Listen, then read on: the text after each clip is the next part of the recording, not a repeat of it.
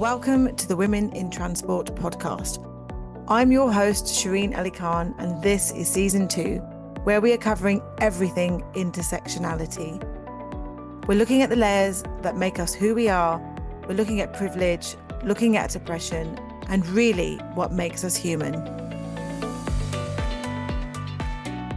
So welcome to this episode of the Women in Transport podcast. Today I'm joined by the amazing Siu Mun Lee, who is the director and infrastructure expert. And we've worked together on lots of different projects, but I'm really glad to have you here today for this conversation all around where you're at right now, what your career has looked like so far, what are some of those challenges that you've faced, and really some advice to give to our listeners about all the experiences that you've had. So welcome, Siu.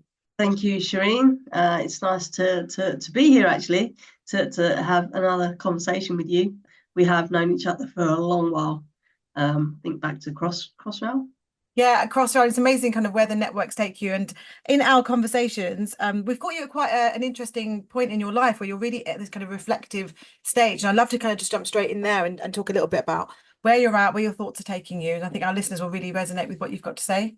Yeah, I think, okay, so I guess I've been in construction for almost 24, 25, I forget how many years now. It's been so long.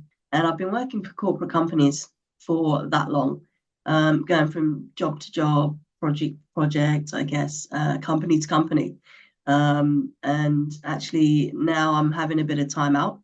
And it's a bit funny because, you know, when you've been working day in, day out for as you know, so many years, actually taking a step to take time out, I don't think people actually realize how much or how useful it is or how valuable it is, because, you know, your brain doesn't stop, and mine has had the opportunity to stop and evaluate, you know, I guess what I want to do with my career, and, you know, what goals, personal goals that I want to achieve and how I'm going to do it. So it's not the norm to stop, really, and that's for people in general. I think it's quite a big decision not to jump straight into something else. But you know, for me, I think I've been, yeah, I've stopped for what, three months now. I've been on holiday, refreshed, thought about what I want to do, have some ideas, have some opportunities on the horizon, and honestly, I feel so much better in myself. You know, what I want to achieve, and actually, yeah, I think for mentally, yeah, mentally, I'm in a better space. I guess I'm raring to pick up something else now. And tell me a bit about that kind of mental space, because my understanding, having worked in major projects, is that it's fast paced. There's always something happening, and even not just major projects, any infrastructure projects, you've got deadlines, you've got clients, you've got, you know, budgets. It's always go. I feel like there's very little time to take a step back and reflect, because I feel like you're working to a plan and it's kind of get stuff done. What does that feel like when you're in it versus to actually having that space to not have to you know, to deal with all of that on the daily basis at the moment? I think when you're in it, you don't have time to think. You know, you're more reacting. I've worked in contracting for the majority of my career, and it is absolutely relentless. You know, it's once you've solved one site issue, there's another one that comes up, and then you've got program, and you know, everyone's pushing costs to be reduced, for program targets to be hit. It is relentless, and I think even when you have annual leave, you don't really switch off. So for say 24 years, I'd go on holiday, whether it was for a week, 2 weeks, 3 weeks, 2 days. I didn't really switch off. I was always checking my mail. I was always, you know, responding to you know, texts, picking up phone calls. And that was even when I was on holiday. But it was I guess it was the norm to do. And I don't know whether it's because people feel like they're wanted or needed or something, and that's why they do it. So you don't actually switch off properly.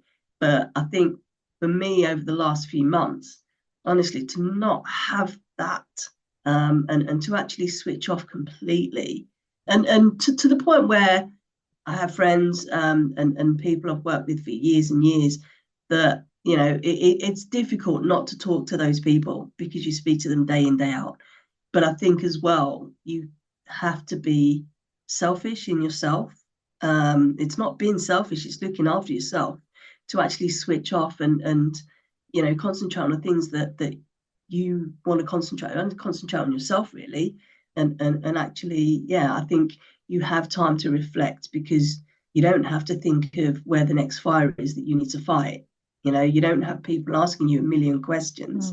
But you know, and you know, it has crossed my mind, people who I have spoken to a lot in the past. You know, you make a lot of friends, you know, a lot of acquaintances that you touch base with. It's difficult not to talk to those people when you've been speaking to them so often. But you know, those people who actually care, that really care, they'll understand. You know, and then you'll go back and you still have those conversations, because you know that they're always going to be there for you. So yeah, I think for me a big thing is, because I'm a people person. Apparently, I'm an extrovert, but you know, I am a people person. I thrive off people. I love talking to people. I love interacting with people. So I think not doing that side is quite. It was quite difficult for me at the beginning, but yeah, I realise now that, you know, that say those people are going to be there for you, because they care. Yeah. What I'm hearing you describe is that real sense of community, and I've certainly found that in the transport and infrastructure sectors, where sometimes it's people moving from projects, you know, kind of similar, so you get that trust there, but also there's that shared purpose and that shared vision that you're on a project to do a thing. And I feel like having that shared vision, even if you're a community for a time, yeah, it's great to have community that kind of travels with you throughout your whole life, and it sounds like you have that, which is brilliant. But how important is community just in general? And I know, you know, I want to speak about role models as well in a second, around, you know, community, but also role models around being around people that have got common things that are similar to you. How important is that to you?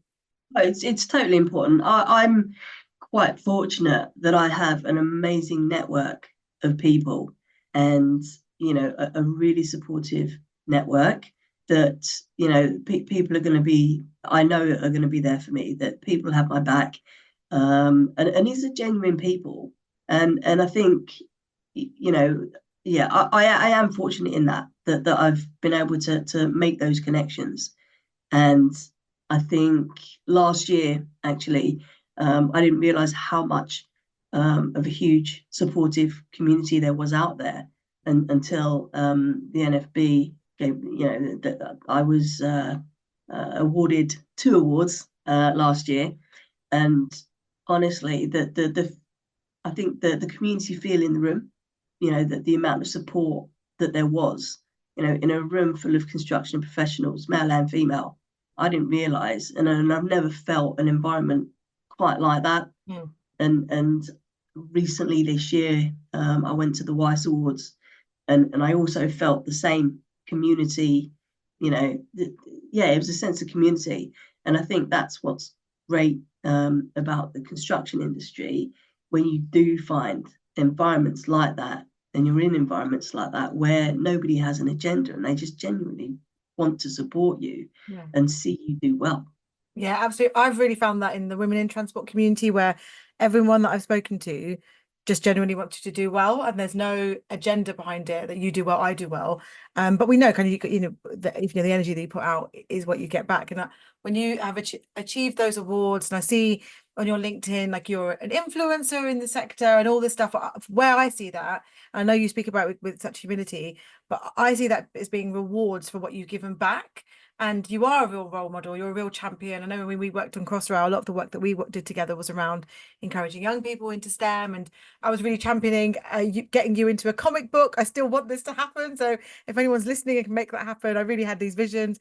And so it's about giving back, isn't it? And I feel like that, like, these are the things that you're reaping. It's kind of not from a space of ego, I think is what I'm getting at. It's from a space of actually wanting to do good, have an impact, help other people in their journeys.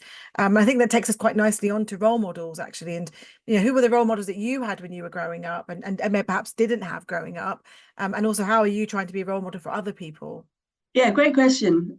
And I had a conversation recently. I was on a panel for International Women's Day, and we were, I think, before the panel started, we were having a conversation, and we were talking about role models.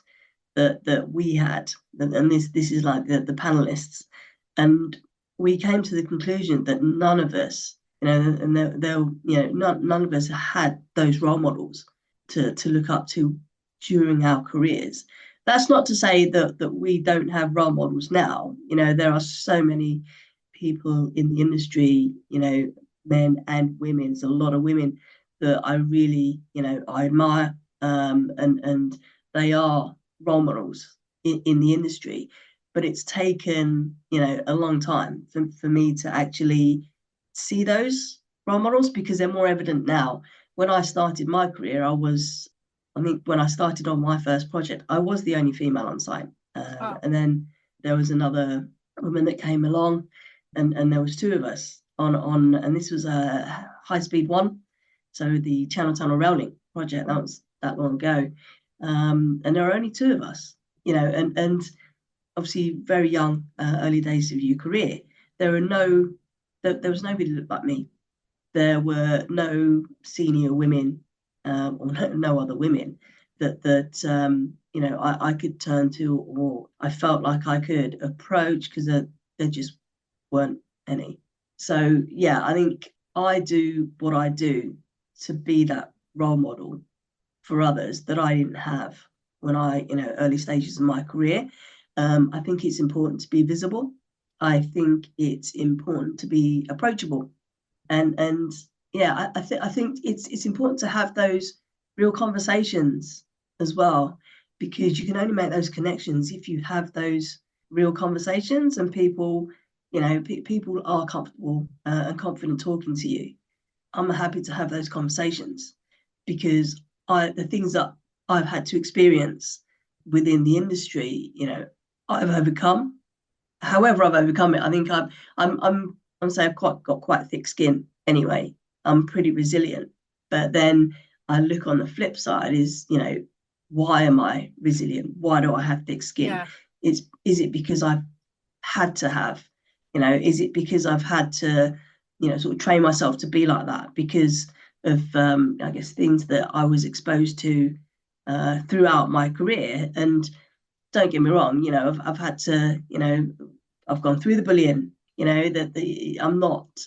I've always been exposed to racism, even as a child, because I'm Chinese, so I'm not, it's not like I haven't experienced that. And I guess it's made me more resilient now. And, when I think about it now, yeah, I'm just thinking it does still affect me to today, but I'm a stronger person. Would I have changed it if the world could be a better place? Yes. But at the same time, it shaped me into who I am now. So yes and no.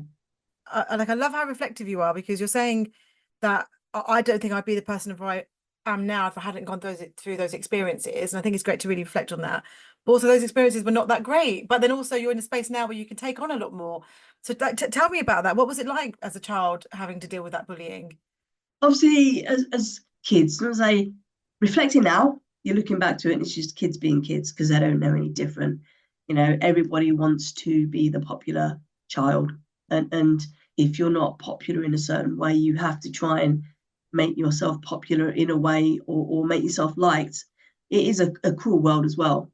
I think I was quite fortunate that I was actually good at sports, where I've always been quite coordinated, playing sports, not so coordinated on the dance floor.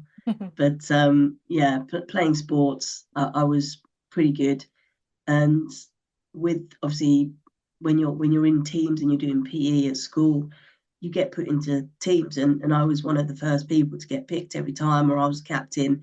So I think with the bullying and stuff, and what I experienced was probably less than another child who wasn't as, let's say, gifted at sports. So I got it a lot less, and I'm quite aware of that. I did have skills that allowed me to get bullied less Wow. than others. And I think I've always, I've got two sisters and a brother, and I've always, I say, supported them, or stuck up for them, being the oldest sibling. I've always had that, I guess, the caring Mm. sort of been the caring older sister, as it were, and having experienced it myself, didn't want them to go through it. And I guess Yeah. that's how I am now. Yeah, absolutely. That describes some quite horrible situations when you were a kid, but you've mentioned how because you were good at sports that kind of got you into a space that you might not have been able to otherwise. You did mention around some of the experiences at work that have made you more resilient. What have some of those experiences been? And you said when you worked on High Speed One, you were one of only maybe two women out there. Like what does that feel like when you're going there? And do you know that do you really feel that you're othered in that way when you're there? Was it more reflecting on it afterwards? For me, I think it's reflecting on it afterwards.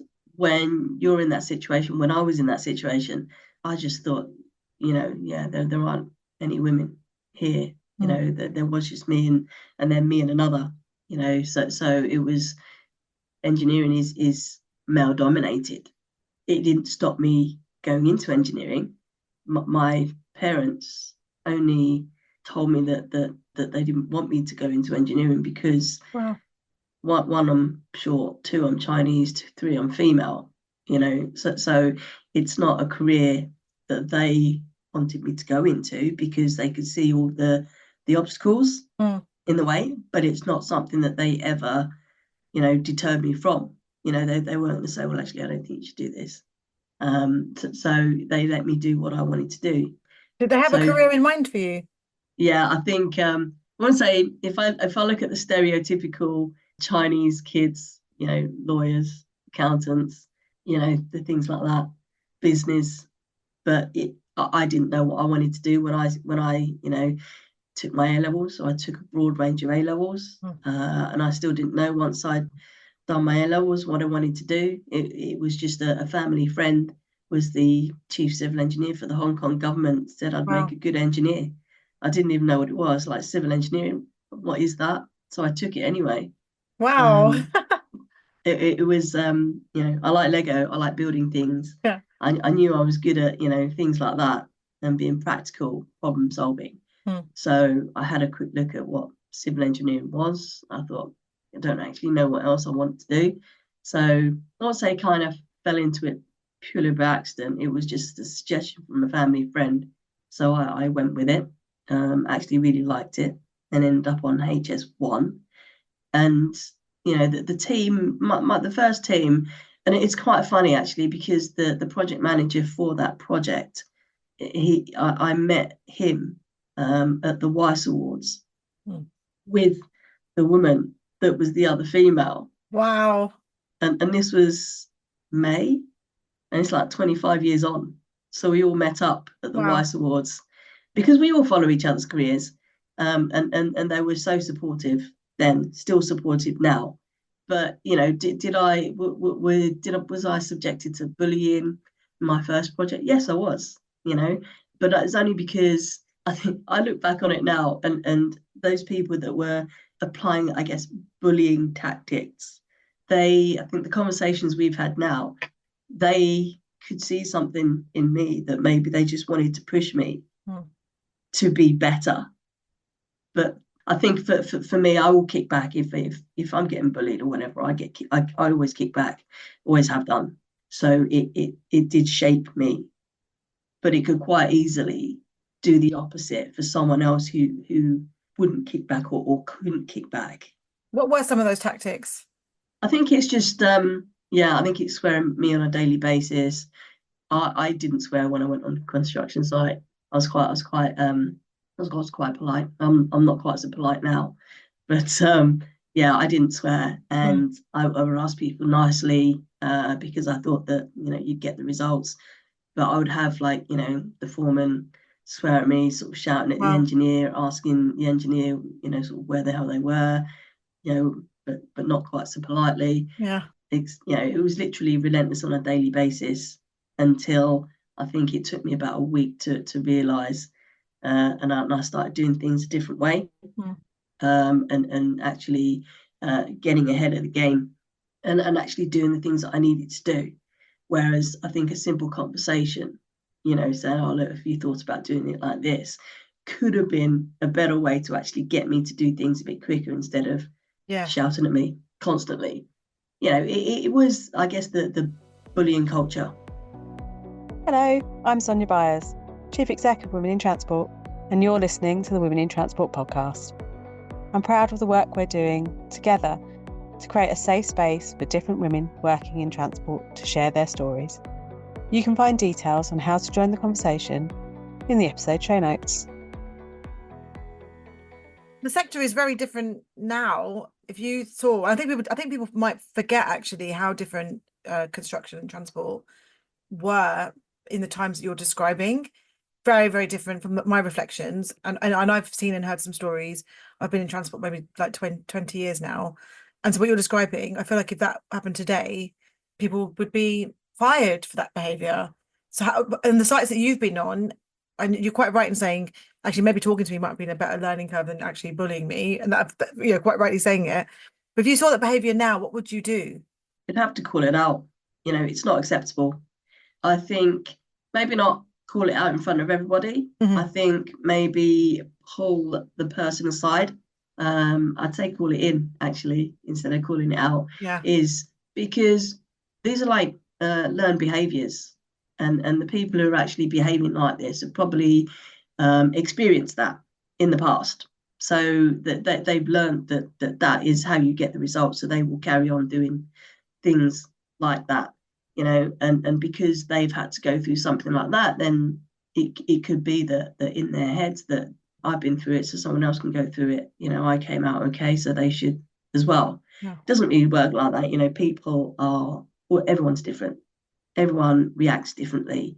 Some people, are more resilient. Some people will take it better and react better, and other people, and I know a lot of women and men actually who have been, who have experienced bullying on site and have actually left the industry. Wow. So it's quite shocking that people feel like they can't stay in the industry because they've been subjected to bullying.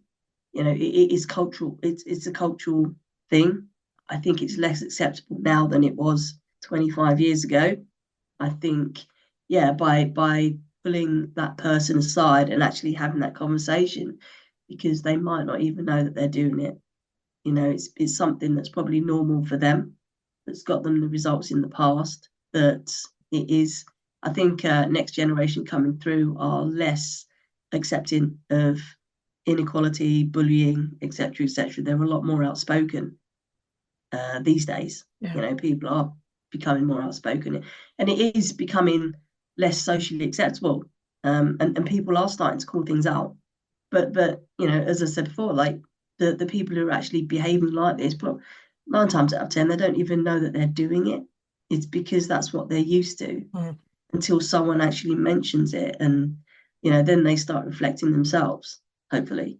Yeah, I love the empathy that actually you've just provided there for everyone involved in those situations. I think it's really easy to call things out in a way that doesn't actually achieve success. And so I really like the way that you said about calling it in, but also understanding that sometimes these are cultural norms and the sector has moved on. So, how do you embrace everyone in that journey? So I just really love the empathy that you've provided there, because I think it's really easy to not be empathetic when someone is bullying.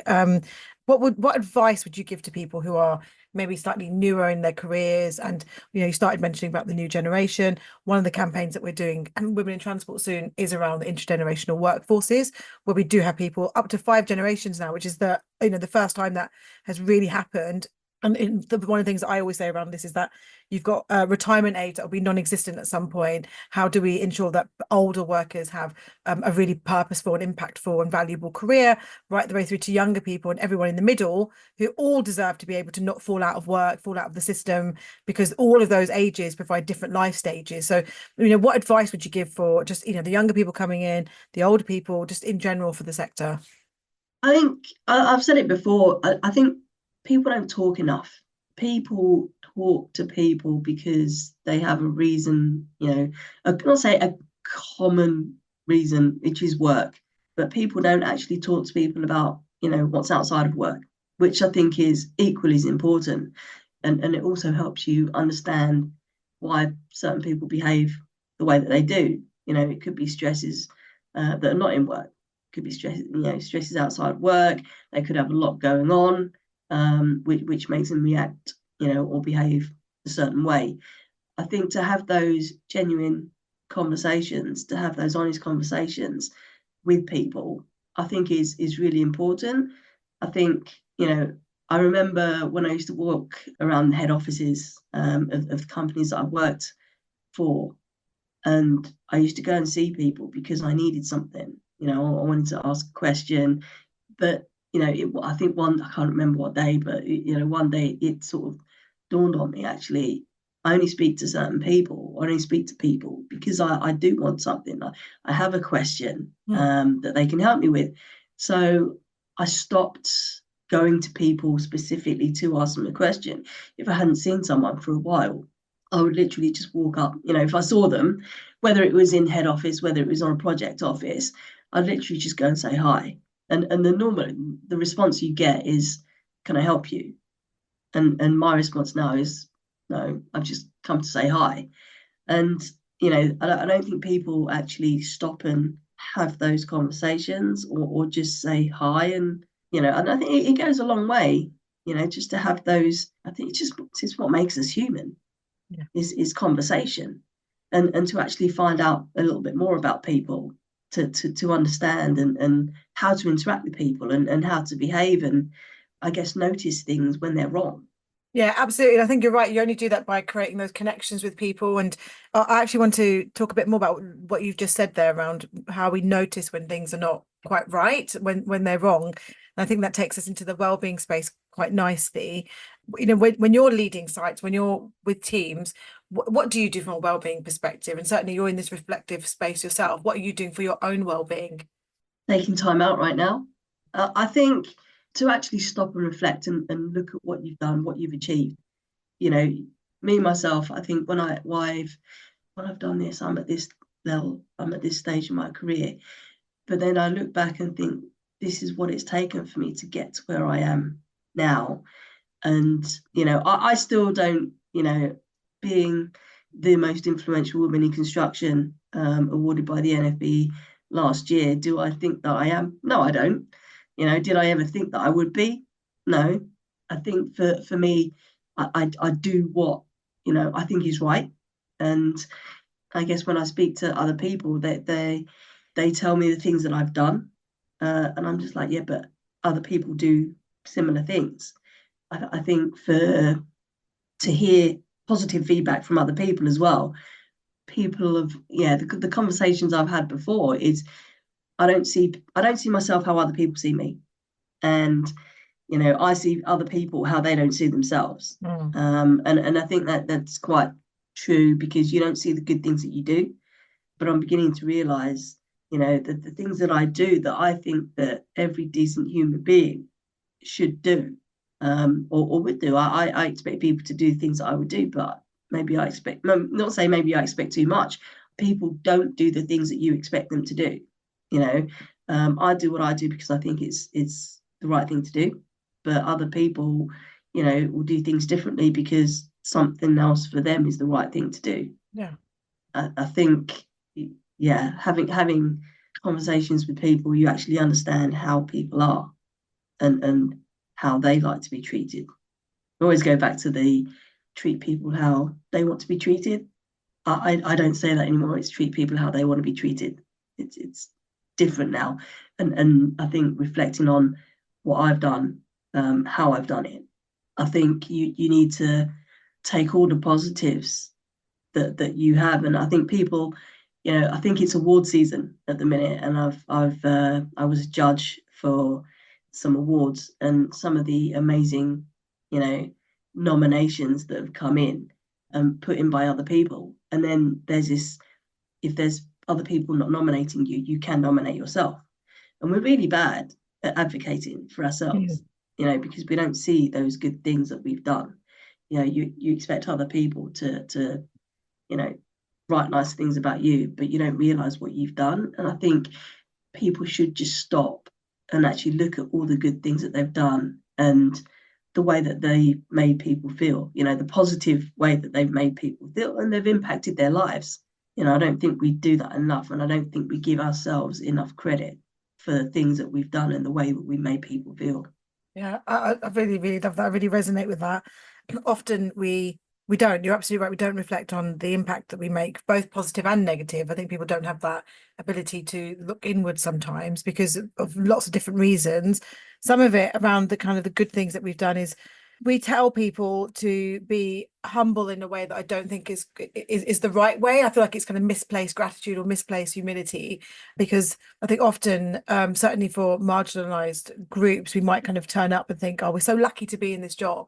And actually, but I interviewed for it, I applied for it, I went against everyone else. So I didn't get it from luck, I actually got it based on experience. And because I feel like we have this this kind of coding within ourselves, exactly as you've described, which is we kind of look at other people about the good things that they've done, never putting ourselves in that position. But one of the pieces of work that we do for women in transport is the I'm Remarkable project, which is a Google initiative, and we literally take our learners through understanding just how remarkable they really are. And the first bit of that 90-minute session is actually looking at data that really understands that it's not just you that feels that way. There is actually kind of systematic approaches that make people kind of just feel less of themselves. But what are those impacts? So I've used it around awards, or you might not apply for jobs, or when you're in an interview. So quite classically, we always say we did this as opposed to I did this, and the we did this doesn't get you the job, unfortunately. Is actually showcasing what you did, but out of that politeness, we say, well, we totally built this thing, and it is because we're telling people not to advocate for themselves. So I really love that,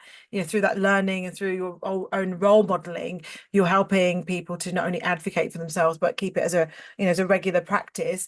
We say to people in that sense of keeping your receipts, if you get a good email, or you save it on your phone even, but when you've done a thing, like, write it down, because if you're not capturing these things, people won't necessarily recognize the good work that you're doing, because everyone's busy doing stuff. So it's not out of any malice that people don't notice. It's usually because everyone's just busy, head down, getting stuff done. So I love how you've put that in there around advocating for yourself, applying for awards if you want to for yourself. Like, these things are available. Why are we not promoting them? So thank you. Are there any closing words that you'd like to leave with our listeners? I think, yeah, I've had time to reflect on myself, what I've achieved, and I have an idea of where I want to be headed. I think people shouldn't be afraid to stop and have a think and reevaluate. If you're not happy, then there are things that you can do about it. Don't stay in that rut. Basically, there are people to talk to. There is a huge support network out there. You just need to, not say find these people, but people are more than happy to provide that support. If you've seen someone on LinkedIn, yeah, ping them a message, reach out to them. A bit of a crazy story, I just want to share with the listeners here is I didn't realize how far I reached people that I don't even know. And I think it was last year or the year before, I was at Wimbledon, and I stood in the strawberries and cream queue, and there are a lot of strawberries and cream queues at Wimbledon, and I could see this woman looking at me within the queue. And obviously, when you look across and you catch eye contact, I thought I just caught eye contact, and then I obviously, you look away, don't you, because you don't want to catch eye contact again. And then I looked over and she was looking again, and it's a bit nuts because it happened a few times. And as the queue sort of snakes around, we got closer, and then she sort of plucked up the courage, and she asked me. She said, "Excuse me, is your name Sue?" I'm like, "Yes." And I was like, "Who is this?" And then she said, "Are you a civil engineer?" And I was like, "Yes." And I was like, "What's going on?" And she went, "I follow you on LinkedIn. I think you're amazing," and etc. etc. And I was just like, wow. It's the first time that's ever happened to me anywhere. And of all the places, it happened to be Wimbledon in a strawberries and cream queue. and the thing is, I think I was so shocked in myself that somebody had actually won, somebody had recognized me, and obviously knew who I was, that I forgot to ask her her name. And then I was kicking myself, and I thought, do I write this post on LinkedIn to see if they'll speak to somebody in the strawberries and cream queue at Wimbledon? I thought it was a bit weird, so I didn't. And then what happened was I put a post on LinkedIn, and she liked the post, and I saw who it was, and I was like, I think that was her that I that I spoke to at Wimbledon. So I pinged her a message, and I said, it's a bit weird, And yeah, so I pinged her a message and she said yes, it was her, and we had conversation. And yeah, I think I follow her on LinkedIn. She follows me. She's at early stages of her career, and I'm more than happy to provide any advice and assistance. But I think reaching out to people, if you don't have a support network, anybody, feel free to link up with me on LinkedIn. And if you have any questions, more than happy to answer them, because that's how you grow your network. So yeah, don't be afraid to reach out to other people, and I think stay true to yourself. If you don't be your authentic self, I think I know myself. I like everyone else, I have suffered from imposter syndrome. Someone said to me, for me to try and get over imposter syndrome, he said to me, Sue, everyone's faking it. He got through it because he faked it with confidence. So be confident in what you do. Ask, speak to people, and reach out to people. Yeah. It's so interesting, all of that. I'm so glad that you managed to reconnect with that person, and what a moment of arrival, actually, like, because you're not somewhere at work, so you wouldn't necessarily expect someone to come and grab you. And I thought you say it with such humility, like, oh, this is a bit weird, but actually it's really great, because that means you have got that impact and that level of influence. These are justified accolades that you have, because you do. It's very clear that you give back. You're very generous with your time. You're really, you want the best for people, and you recognize that relationships and people and empathy and kindness actually gets the best out of people, rather than swearing at them on site saying do a thing. And so I really recognize that in you, and that kind of want and that willingness for for good things for other people. And when you mentioned around imposter syndrome, it's really interesting, because when you start talking to people, you realize men and women suffer from imposter syndrome. There's different reasons why it might happen to kind of different groups, but it is the how you get over it. And yes, faking it with confidence. And the way I like to see imposter syndrome, and we talk about this a lot on the lead program, is Stephen Bartlett, Diary of a CEO. He talks about imposter syndrome as being growth moments. So he said, I actually look for imposter syndrome moments because I know that I'm growing. Jacinda, ex New Zealand PM, she talks about imposter syndrome as a way to check in with herself. She asks herself, like, I'm feeling about this, so have I prepared enough? Have I asked the right questions? Why am I not feeling confident? But both of those approaches, whether it's both or either of those that resonate with you, both of those are not saying that you're not worthy. And that's what I really love about those kind of definitions of it, that they're both seen as opportunities, opportunities for you to grow personally, opportunities for you to double check stuff and resonate, but none of those are based on self-worth. And I feel like imposter syndrome, the more I talk to people, people see themselves as, I don't deserve to be here, why am I here? And as soon as you start having those mantras, I think that puts you in a space where you will overtly maybe display some of those characteristics, and all of that's coming from a mental space. So I really love that you're speaking to people about that, and you're getting anecdotes and ways to not feel like an imposter. And what do you do today if you're in a room now and you feel like an imposter? What does it mean for you? How do you get over it? I think now I look at what I've achieved in my career, in my own personal life, and when you reflect on actually what you've done and how you are now, you look back and you think, oh, I've done so much. Look at your achievements, because you've achieved so much. And I think, but look at it positively. Don't measure yourself against someone else. You measure yourself against yourself. If you don't think that you've achieved as much as you wanted to, maybe set another goal. Set yourself another goal, and take the steps to achieve that. But I don't measure myself against, let's say, somebody else who's completely different circumstances. I measure myself against myself. And doing the best that you can do is all that you can ask yourself to do. If you know that you've done your best, it's good enough. Yeah, I say that to my 5-year-old, actually, because and it's really interesting. Like, I'm trying to kind of instill that stuff into him, which is, if you can say at the end of the day you've done your best, then what more can you really ask of yourself? And the best will vary day to day. Your best one day will feel like 100%, the next day might feel like 60%, but actually, if you're doing your best, that's still 100%. And so I say to him, like, don't feel guilty, don't feel sad about not achieving things. It's just, did I try my best in that situation? And I think that's advice that we can all absolutely do, which is measure ourselves against ourselves. With the whole intersectionality piece, you don't know what you don't know, and you don't know other people's life experiences. And so I feel like comparison they say the comparison is is the thief of joy and all this stuff, but actually the comparison doesn't exist because you're not comparing yourself against the truth. You don't know what other people have gone through. You don't know the situations. And so you're actually comparing yourself against something that is immeasurable. And so what's the point of it? So I really love the fact that you said really compare yourself to where you were yesterday. Are you doing, are you doing better? What are those incremental steps? Sue, thank you so much for today's episode. And I feel like I've taken away a lot. I'm sure our listeners have taken away a lot. And as you've said, people can, connect with you and, please engage with the podcast and with the post. I think there's a real community there that will resonate with everything that you've said today. So thank you so much for your time. Thank you very much. Brilliant. Thank you, Sue. And I'll join everyone on the next episode of the Women in Transport podcast.